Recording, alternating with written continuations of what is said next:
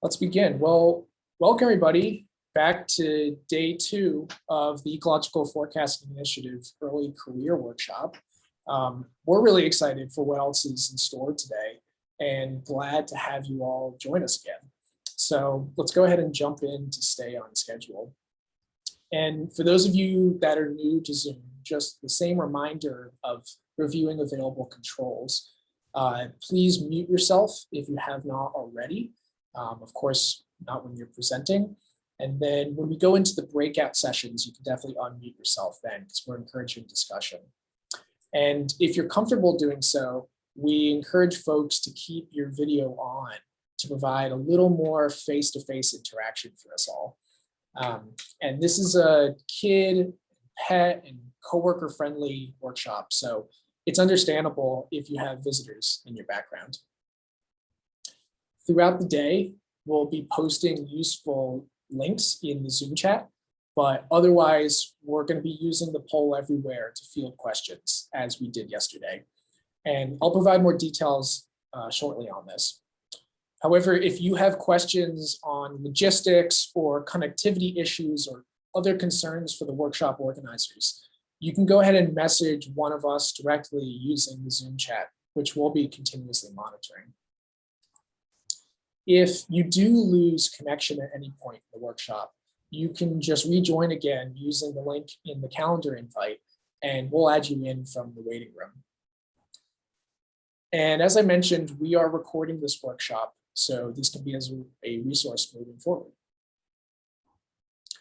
If you need closed captioning, you can press live transcript, or for me, it was under more live transcript, and then enable auto transcription. And we are going to have closed captioning available on all of the video recordings, which will be posted to YouTube a few days after we finish up. And I'd like to recognize the workshop organizers who are your EFISA co-chairs.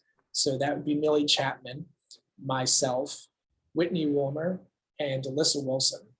And please don't hesitate to reach out to us for your questions or concerns about the workshop, or if you want to learn more about the FE Student Association. And then I'd like to have a huge thank you for all of the workshop contributors, all of whom are early career researchers.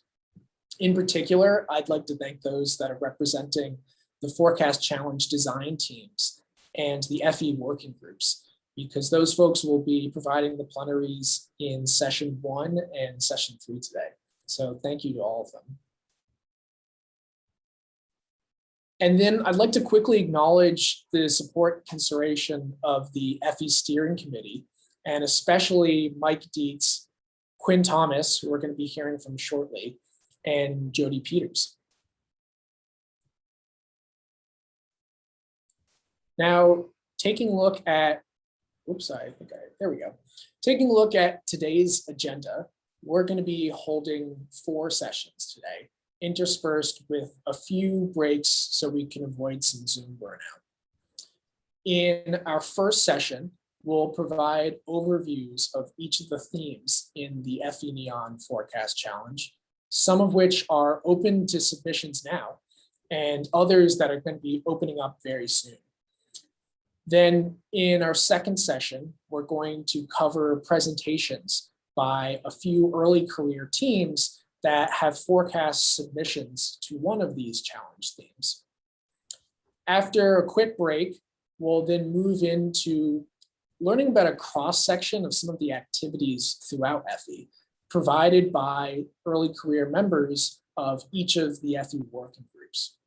And these include themes such as developing partner connections, building cyber infrastructure, forecasting theory, education and inclusivity, and bridging over to the social sciences. So there's a lot of ongoing initiatives in FE that we'd like to give you a glimpse of. And then in our last session of the day, we're going to make it a little more interactive. We'll provide some updates on the projects that the FE Student Association has begun in the past year. And then we're going to split into breakout rooms to brainstorm and receive some feedback from you all on what future initiatives EFISA could offer to best help you get involved and learn more about forecasting, as well as maybe some projects that you could see yourself getting involved in leading. As with yesterday, we'll be using the poll everywhere to field your questions during the plenaries. Poll everywhere allows you to anonymously submit questions that everyone else can see so that you can upvote the questions of others, which makes it easier for us moderators to determine which questions have the most collective interest. So if we haven't already, one of the organizers will post that URL in the Zoom link now. Great, I see it there.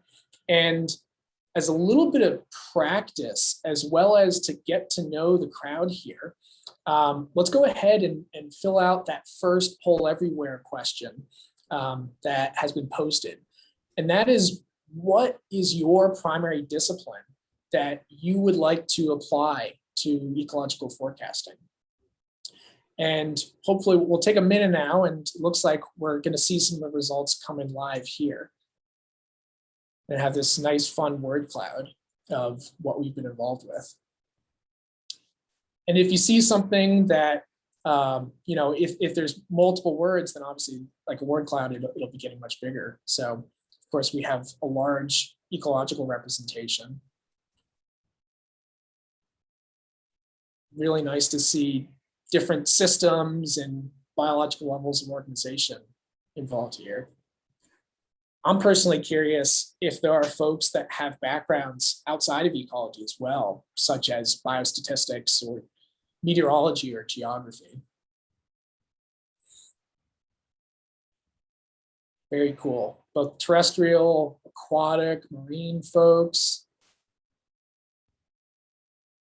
conservation biology, someone loves hypoxia, feedbacks. Oh, can't have ecology without feedbacks. It's great that we have conservation and quantitative as the two pillars on each side at the moment. Those are really some guiding principles for us.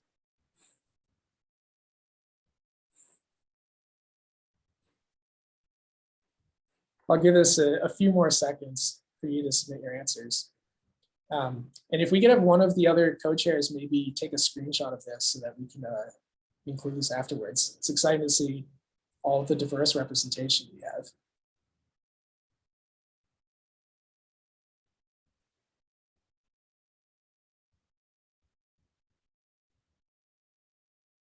Cool. It looks like that has slowed down just a little bit. So it looks like we still have a few more coming in. Awesome. We'll get one more screenshot there just to show all of what's been involved here. If you haven't gotten a chance to fill that out, go ahead and still do so, because we like to have this information to understand about the outreach efforts of EFI, where the Ecological Forecast Initiative has been able to, the different disciplines we represent.